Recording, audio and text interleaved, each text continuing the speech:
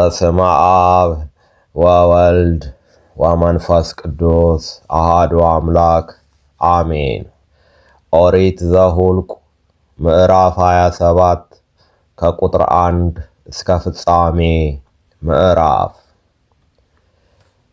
ከዮሴፍ ልጅ ከምናሴ ወገኖች የምናሴ ልጅ የማኪር ልጅ የገለዓድ ልጅ የኦፌር ልጅ የሰለጰዓድ ሴቶች ልጆች ቀረቡ። የእነዚህም ሴቶች ልጆች ስም ማህለህ፣ ኑዓ፣ ኤግላ፣ ሚልካ፣ ቲርጻ ነበረ።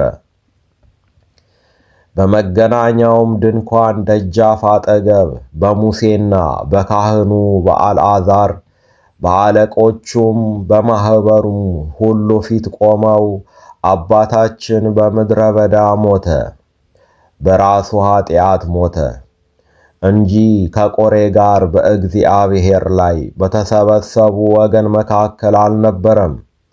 ወንዶችም ልጆች አልነበሩትም። ወንድ ልጅስ ባይኖረው የአባታችን ስም ከወገኑ መካከል ለምን ይጠፋል? በአባታችን ወንድሞች መካከል ርስትን ስጠን አሉ።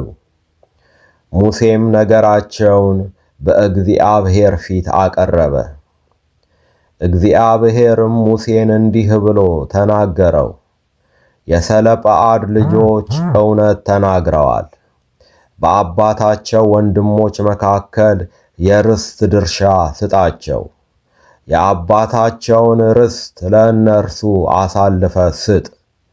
ለእስራኤልም ልጆች እንዲህ ብለህ ንገራቸው፣ ሰው ቢሞት ወንድ ልጅም ባይኖረው ርስቱ ለሴት ልጁ ይለፍ። ሴት ልጅም ባትኖረው ርስቱን ለወንድሞቹ ስጡ። ወንድሞችም ባይኖሩት ርስቱን ለአባቱ ወንድሞች ስጡ።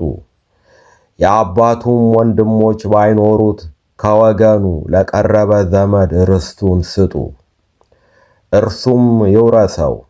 እግዚአብሔርም ሙሴን እንዳዘዘ ለእስራኤል ልጆች ሥርዓትና ፍርድ ይሁን። እግዚአብሔርም ሙሴን አለው፣ ወደዚህ ወደ አባሪም ተራራ ውጣ፣ ለእስራኤልም ልጆች የሰጠኋትን ምድር እይ።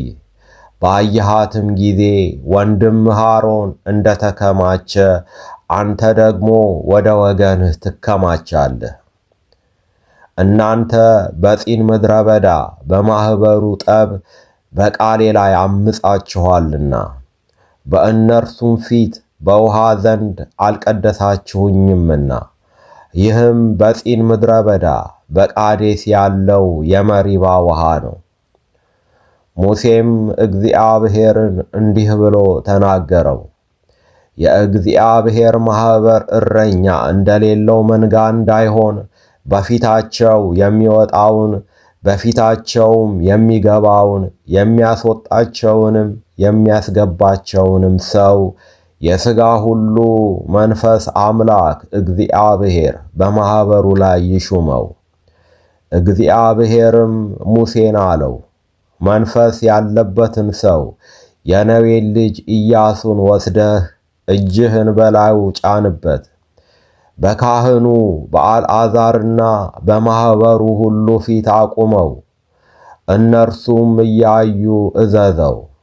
የእስራኤልም ልጆች ማኅበር ሁሉ እንዲታዘዙት ከክብርህ አኑርበት።